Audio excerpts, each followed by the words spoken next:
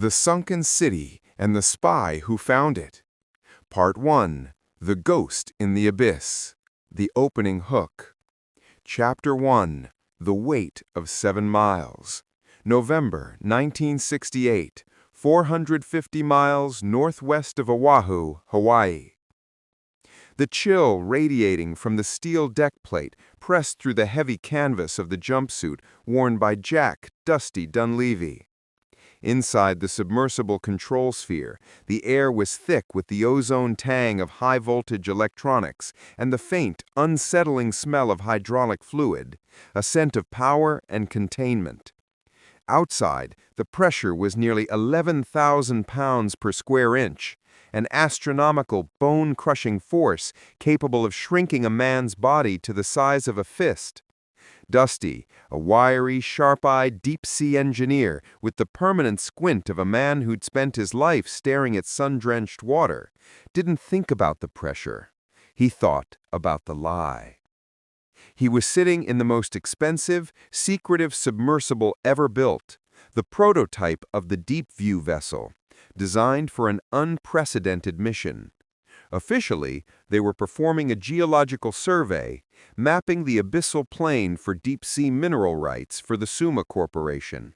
The truth, the explosive, career-ending, potentially war-starting truth, was 7 miles down, resting on the ocean floor like a discarded, rusted toy.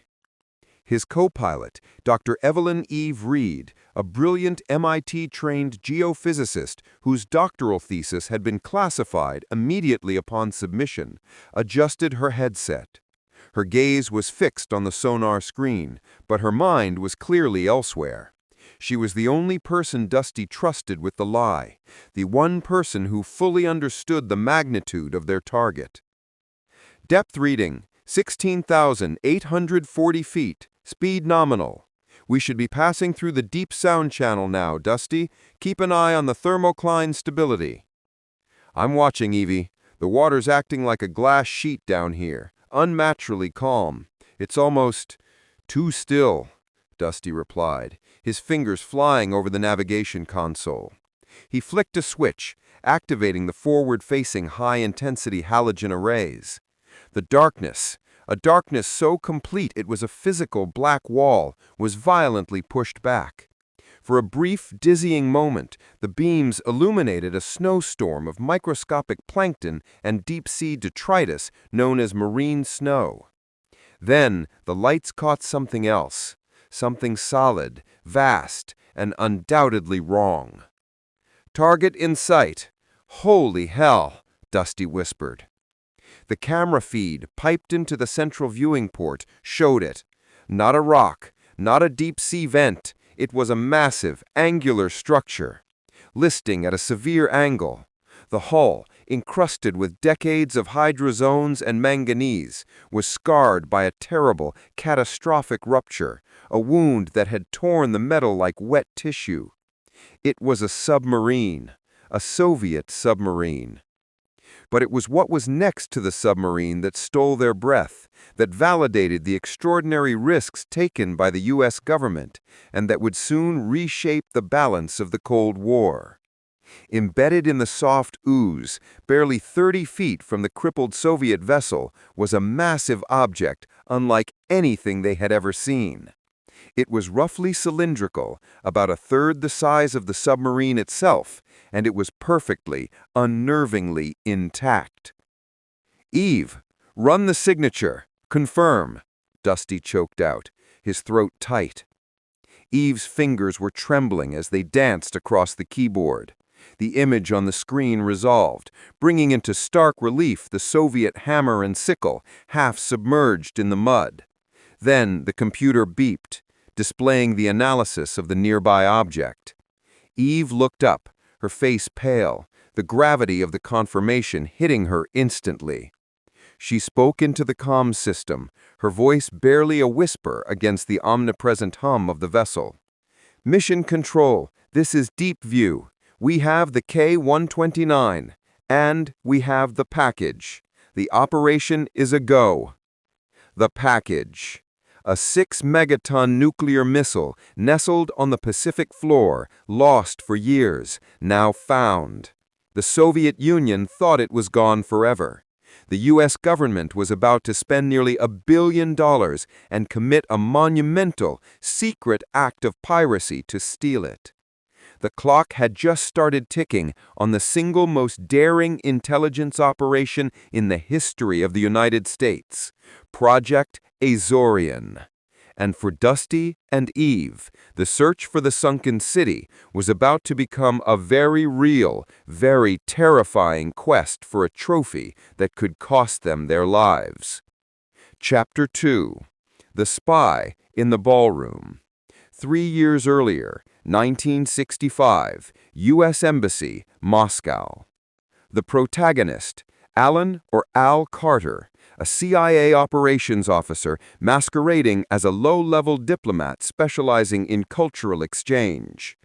Al was a master of subtle infiltration, a linguist, and, crucially, an expert in Soviet naval infrastructure, a background meticulously cultivated in the shadows of Langley. The scene opens in the opulent, tense atmosphere of an annual diplomatic ball. Al is working the room, but his attention is focused on a seemingly innocuous, portly Soviet naval attaché, Captain Dmitry Volkov, known to have a disastrous weakness for high-end cognac and American jazz. Al's mission? Exploit Volkov's emotional fragility and access to a highly classified naval communications log. Tonight is the night. Al uses a combination of genuine empathy — Volkov is a man deeply disillusioned with the Soviet system — and carefully planted disinformation to guide the conversation. The crucial moment? Volkov, slightly inebriated and overwhelmed by the perceived injustices of his career, lets slip a fragmented, chilling detail about a ghost ship and a hole in the defense screen, a reference to a mysterious communications blackout involving a nuclear-armed submarine during a patrol in the North Pacific. Al does not push. He listens. He commiserates. He plants a seed of hope for Volkov's defection, promising him a new, secure life in America. The seed takes root. Chapter 3. The Puzzle Pieces. 6 months later, 1966, CIA headquarters, Langley, Virginia. Al Carter is presenting the fragments of information gleaned from Volkov to a hyper-exclusive, top-secret planning committee, codenamed the Committee of 12. Fragment 1, from Volkov. A specific 48-hour window in February 1968 where the K-129, a Soviet ballistic missile submarine carrying 3 R-13 nuclear warheads, failed to report in. Fragment 2, acoustic data. A single, powerful, non-natural acoustic signature, a thump, recorded by the U.S. Navy's underwater listening system, SOSIS, in the North Pacific, correlating precisely with the time of the K-129's final transmission. Fragment 3, the defector's confirmation. Volkov, now safely in the U.S., confirms the worst-case scenario. The K-129 went down, and the Soviets have no idea where, fearing a U.S. attack or a catastrophic internal failure. They have silently written off the vessel and its crew. The stakes are laid out. The K-129, with its nuclear payload, and, more importantly, its cryptology machine, the Fialka, and a list of Soviet launch codes, is now resting thousands of feet below the surface. This is a potential intelligence coup of staggering, unimaginable proportions. A chance to look directly into the Soviet Union's nuclear command structure. The CIA's challenge is presented: how do you secretly lift a 1,750-ton submarine from the ocean floor 7 miles down without the Soviets knowing it? The answer, as shocking as the plan itself, lies in the cover story, The Sunken City. Part 2.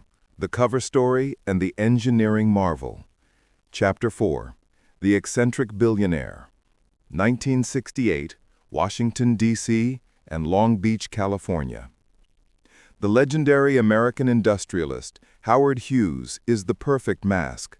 Already famous for his reclusive eccentricity and his obsession with massive, impractical engineering projects, like the Spruce Goose, Hughes is the ultimate plausible deniability. The U.S. government funds the creation of the Global Marine Development Corporation, GMDC, a front company for the CIA. Their official public mission? Deep-sea mining. Specifically, they are building the Hughes Glomar Explorer, HGE, a gigantic, purpose-built, deep-sea drill ship designed to extract manganese nodules from the seabed, a widely publicized, technically ambitious, but ultimately boring civilian project. The reality? The Glomar is a floating, self-propelled secret weapons platform. It houses a massive, retractable moon pool in its center, a cavernous bay designed to discreetly accommodate the capture vehicle, codenamed Clementine, a 600-ton mechanical claw engineered to grab and lift the K-129. Chapter 5. Clementine and the Archimedes Paradox.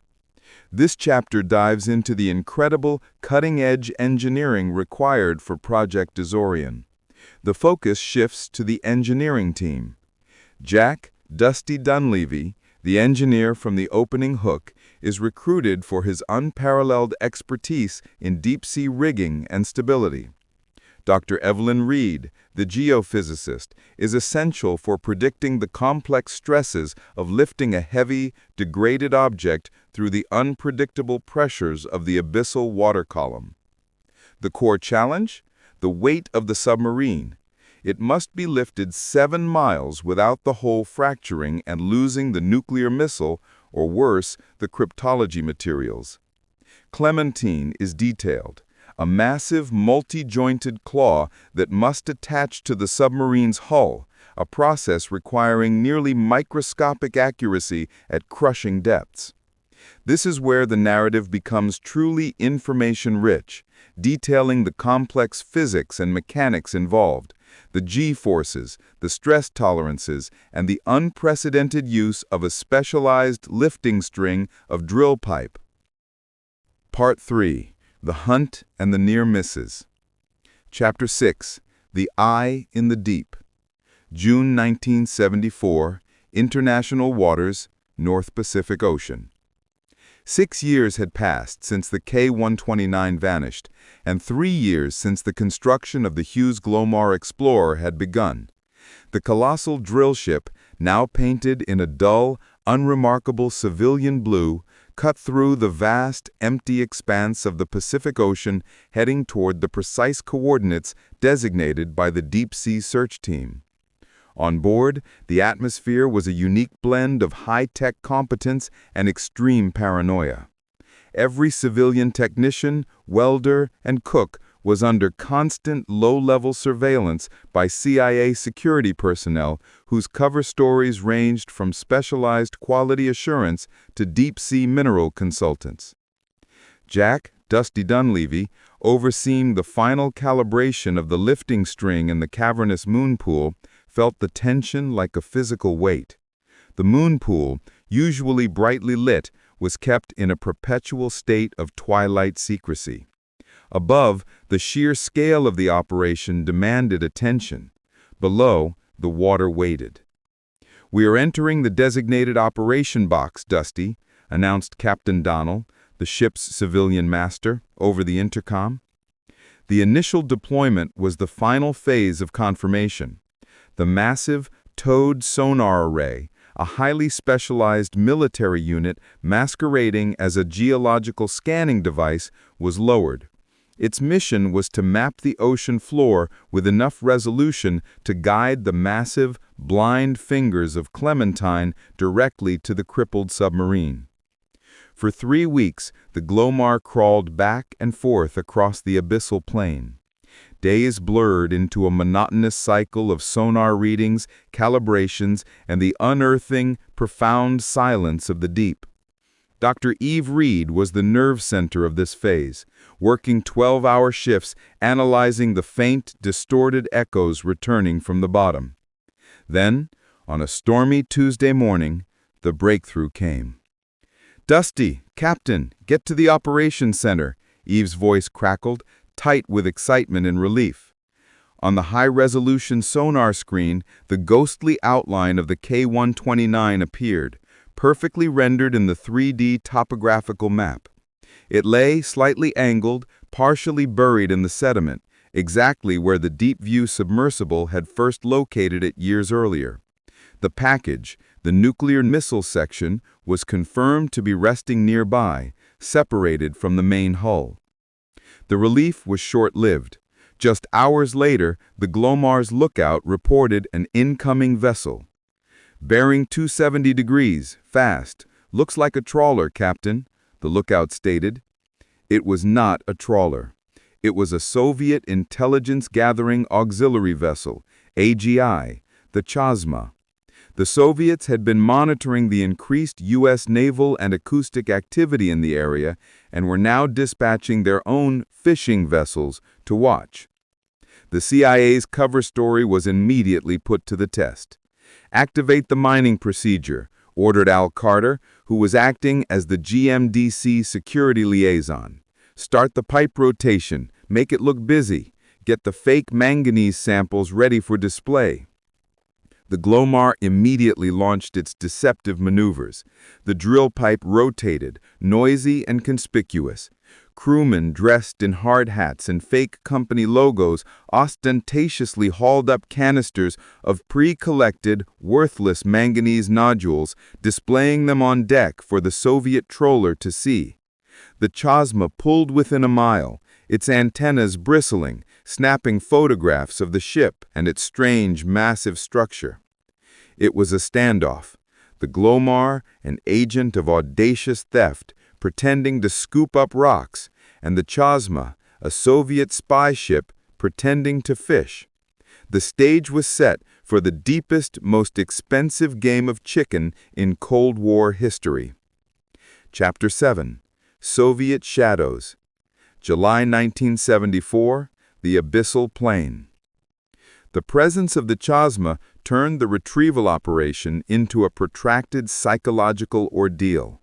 The Soviet vessel remained, often for days at a time, a grim, silent observer. When it left, another Soviet trawler would often arrive to take its place. The pressure on the Glomar crew was immense. They could only work when the spy ships were out of immediate range or during periods of intense fog, which provided a brief curtain of privacy. "They knew something was up," Dusty confided to Eve one night, staring at the radar signature of the nearest trawler. "They know something. They don't know what, but they know this isn't about rocks." The mission was already facing its first major hurdle, the deep placement. Clementine, the 600-ton capture vehicle, had to be deployed. This required opening the moon pool's massive lower doors, a loud, slow, and obvious process. The operation could not be stopped once it began. "We have a 15-hour window before the Chazhma returns to refuel," Al Carter informed the team. "That's our only shot to get Clementine attached." The next few hours were a masterpiece of secretive engineering.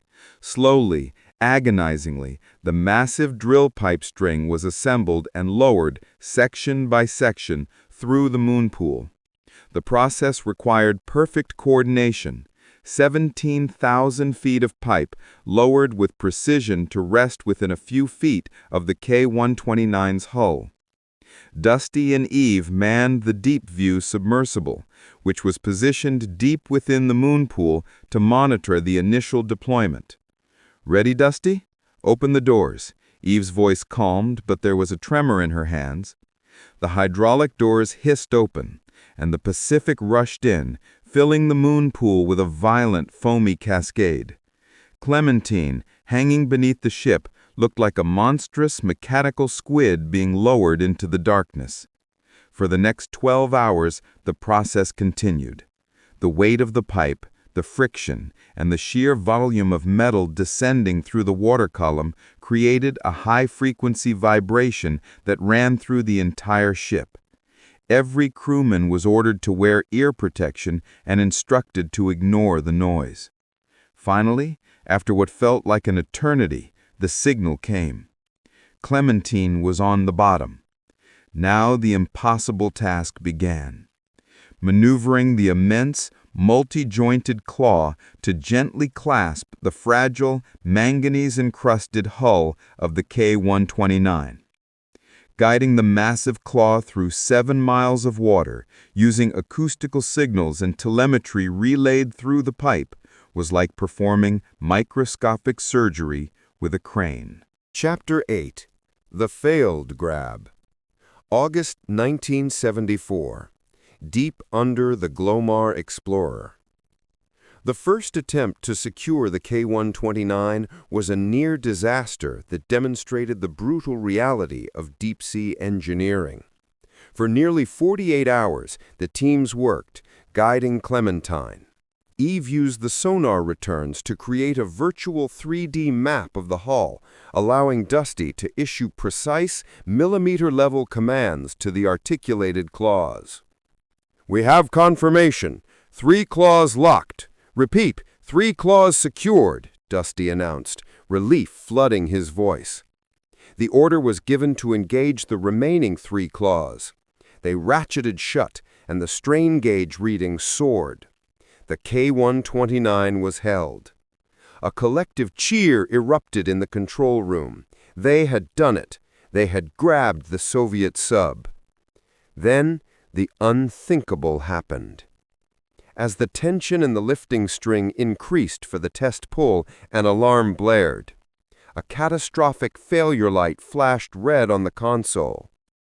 "Tension reading spiking on the forward grab. System integrity failing," Eve shouted, her finger slamming the release button for that specific claw. But it was too late. A massive, high-frequency thrum resonated through the drill pipe, so violent it felt like a silent, deep-sea explosion. On the screen, the telemetry data told a horrifying story. Fracture. A significant portion of the Clementine vehicle, one of the complex articulating arms, had buckled under the stress. Worse, the violent jolt had caused a portion of the K-129's already degraded hull to shear away. "Report," Al Carter demanded, his face etched with dread. "We've suffered a partial loss of the capture vehicle, sir," Dusty reported, his voice flat. "And we just lost a section of the sub. It's a clean break. The sub is still attached, but it's damaged further. We have to abort the lift and assess the situation before we lose the entire prize." The mission was paused. They had successfully found and grabbed the submarine, only to severely damage their own gear and the target. The fractured piece of Clementine was now lying on the abyssal plain next to the K-129. The crew was forced to perform the most demoralizing action imaginable. Slowly, painstakingly pulling the crippled Clementine and the entire lifting string back to the surface. The sight of the damaged $50 million claw returning to the moon pool was a stark reminder of the immense difficulty and risk of their undertaking. The Soviets, who had pulled away for refueling, were due back in 72 hours. The Glomar Explorer crew had less than 3 days to repair the capture vehicle, re-engineer the lifting sequence, and attempt the impossible, all while maintaining the veneer of a mundane manganese mining operation. The fate of Project Azorian hung by a fraying, 7-mile-long thread. Part 4. The Coup and the Fallout. Chapter 9. The Ghost of the Crew. September 1974. Deep under the Glomar Explorer. The repairs to Clementine, carried out at sea in a frenzy of round-the-clock shifts, were a testament to the crew's ingenuity and desperation. They jury-rigged the fractured claw section, reinforcing the grab points with custom-fabricated steel plates.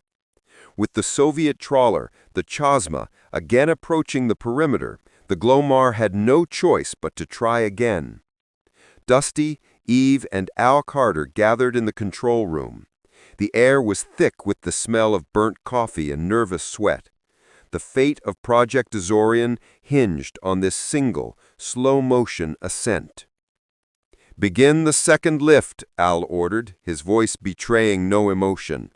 "Maintain minimum ascent velocity.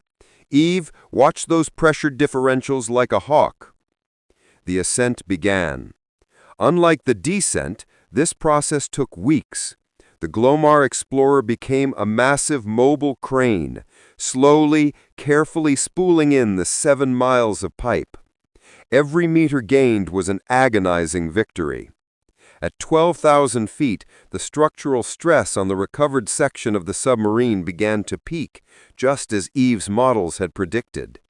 The hull of the K-129, degraded by years of deep-sea corrosion and the immense weight of the water column, was groaning under the unprecedented strain.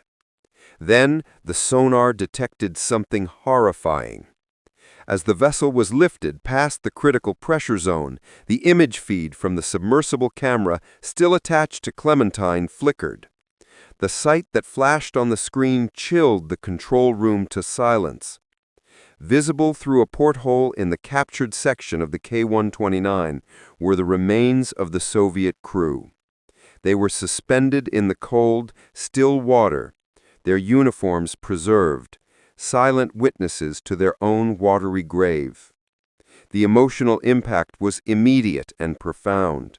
This was not just a retrieval of hardware. It was the disturbance of a military cemetery.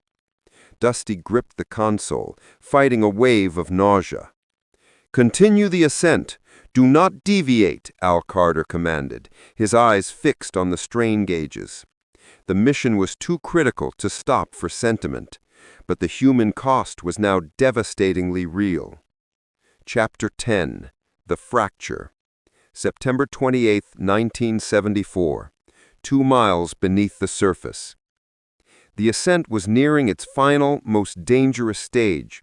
The vessel had passed through the deep, crushing pressure and was now rising through warmer, more dynamic waters. The lift was going better than anyone had dared to hope. Clementine had held, and the K-129 was almost within sight of the moonpool doors. Then the sea delivered its final, brutal blow. The stress accumulated over the long lift, combined with the structural weaknesses introduced by the initial accident and the first failed grab, reached a breaking point. A sharp, violent tremor shook the Glomar. Alarms blared across the ship. "Massive structural failure! The sub is shearing!" shouted Eve, pointing to the strain gauge, which dropped catastrophically. The computer display showed the image of the remaining hull segment. The submarine, designed to be rigid, had torn itself apart. The majority of the stern segment, including the engine rooms and, crucially, the central chamber that held the primary R-13 nuclear warheads, had snapped off and plummeted nearly 2 miles back down to the abyssal plain, lost once more in the unforgiving darkness. The sheer volume of what was lost was a terrible disappointment. The ship's engines, the complete set of launch tubes, and 2 of the 3 nuclear missiles were gone forever. However, the crew was quick to realize what remained. The forward 38 feet of the submarine, the bow section, was still firmly clutched in Clementine's grasp. This section was now being hoisted into the moon pool. Dusty stood motionless, watching the gauges.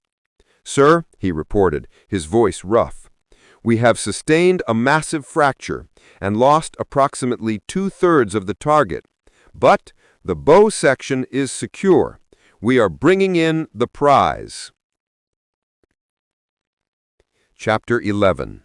The Prize. October 1974. Inside the moon pool, Glomar Explorer.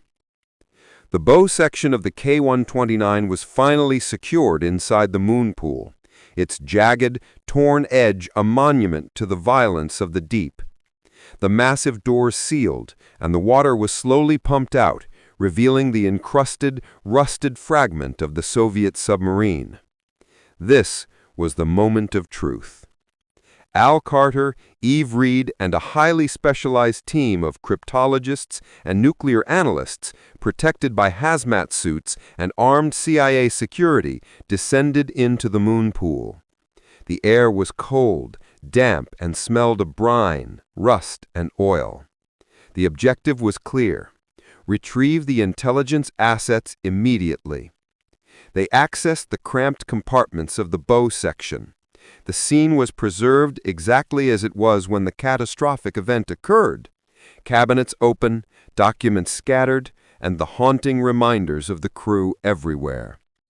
Within hours, they found the treasures. Nuclear torpedoes. 2 nuclear-tipped torpedoes, slightly damaged but intact, giving the U.S. an invaluable look at Soviet tactical nuclear weaponry design. Code machine. The ultimate target. Located in a secured, submerged compartment was the Fialka cryptology machine, and, critically, the associated codebooks and launch procedure documents. This was the equivalent of stealing the key to the entire Soviet nuclear communication system. The tape. A highly classified magnetic tape containing acoustic data, likely recorded by the K-129 itself just before it sank, which offered clues as to why The tape. A highly classified magnetic tape containing acoustic data, likely recorded by the K-129 itself just before it sank, which offered clues as to why the submarine went down. The analysis later suggested a catastrophic torpedo detonation, not a U.S. attack. The intelligence haul was priceless. Al Carter oversaw the immediate extraction of the materials via a specialized helicopter landing platform on the Glomar. The knowledge gained from the Fialka cryptology machine alone provided the U.S. with years of cryptographic advantage over the USSR, validating the immense risk and cost of Project Azorian. Before the materials were flown back to the CIA, a brief ceremony was held. Under strict secrecy, the bodies of the 6 Soviet sailors recovered in the bow section were placed in body bags. Following a moving burial-at-sea ceremony with a rabbi, a Muslim cleric, and a Christian chaplain officiating to ensure respect, the 6 men were committed back to the deep. This act of profound respect was filmed and secretly delivered to the Soviets years later, a rare moment of hidden compassion in the dark game of the Cold War. Chapter 12. The Leak and the Cover. February 1975, Los Angeles, California. The Glomar Explorer returned to Long Beach. The cover story, that the mission was a total, expected failure in deep-sea mining, was meticulously prepared and delivered. Howard Hughes's representatives shrugged off the failure as just another billionaire's misstep. The CIA, Al Carter, and the entire team believed they had pulled off the greatest intelligence coup of the decade, a perfect crime with no witnesses. Then, in February 1975, the secret began to unravel. A low-level Navy intelligence analyst, who had been briefed on the operation years earlier, spoke to a local journalist, Jack Anderson. The rumor, a massive spy ship built by Hughes that tried to steal a sunken Soviet submarine, sounded too fantastic to be true. However, the journalist followed the threat. In March 1975, the Los Angeles Times ran a tiny, buried story that mentioned the incredible rumors. Within days, the story exploded into a national scandal. The Soviet Union, which had feigned ignorance, was now officially demanding answers. Was the U.S. engaged in nuclear piracy? The CIA faced its greatest public relations crisis. They could not confirm the story without revealing their unparalleled technical capability to lift sunken nuclear submarines, a capability they needed to keep secret for future operations. They could not deny it without being caught in an obvious lie. The final, lasting legacy of Project Azorian was born from this dilemma. CIA Director William Colby, under immense pressure, authorized a carefully crafted, deliberate non-answer.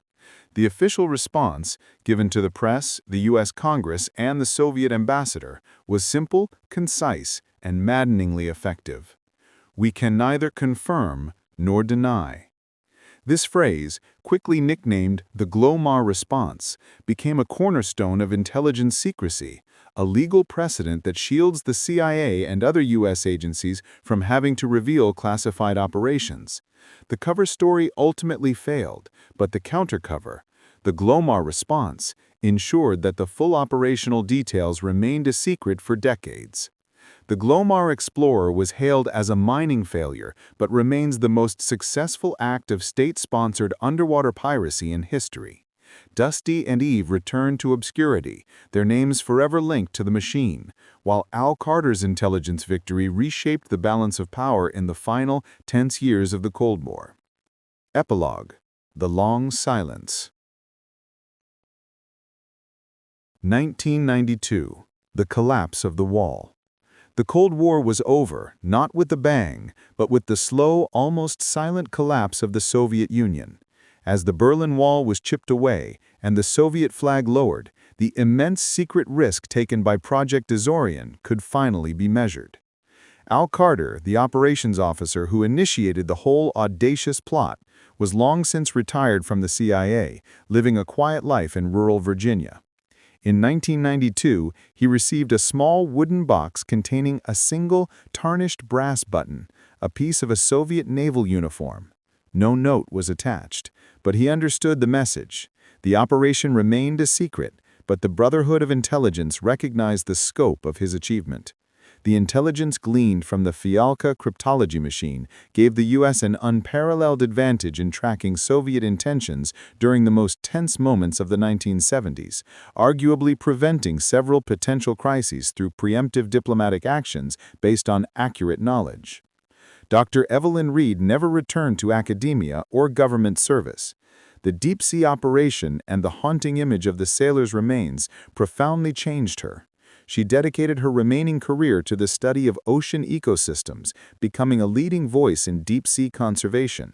Yet, every time she saw a news report about unexplained deep-sea anomalies, she felt the familiar chill of the abyss.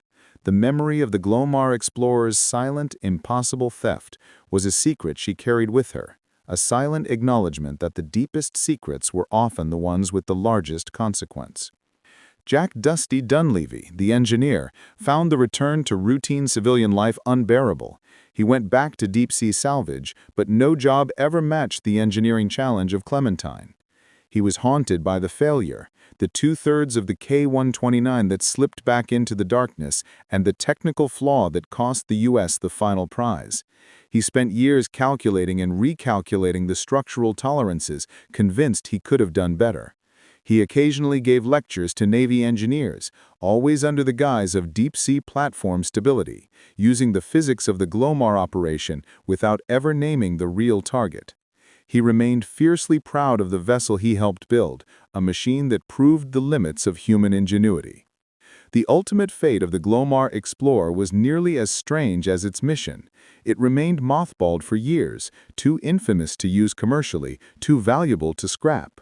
Eventually, it was sold to a private firm, its moon pool filled in, and it was converted into a genuine deep-sea oil drilling platform, ironically performing a mundane version of the task it only pretended to do years earlier. And the secret itself? The Glomar response, "We can neither confirm nor deny," became cemented in U.S. law and popular culture. It transformed from a specific answer about a sunken submarine into a legal and rhetorical shield used by governments worldwide to protect secrets. Years later, a former KGB official, speaking in Moscow, finally acknowledged the operation publicly, stating with a mixture of bitterness and admiration, "It was a technological feat that was unparalleled. They took our sub, but they did not take our spirit." The K-129 remains split on the abyssal plain, a two-part ghost ship. The bow section, the prize, the sunken city of secrets, was brought to the surface and dismantled for intelligence. The remaining, larger section, with its nuclear weapons and the bodies of the rest of its crew, lies at the bottom of the Pacific, a silent, rusting monument to the ingenuity, desperation, and incredible cost of winning the Cold War. The incredible theft of the K-129 proves that history is always stranger than fiction. If you were gripped by this true story of secrets and sunken cities, don't let the next one sink away. Hit the like button and subscribe right now to uncover more hidden histories with us. What secret should we dive into next? Let us know in the comments.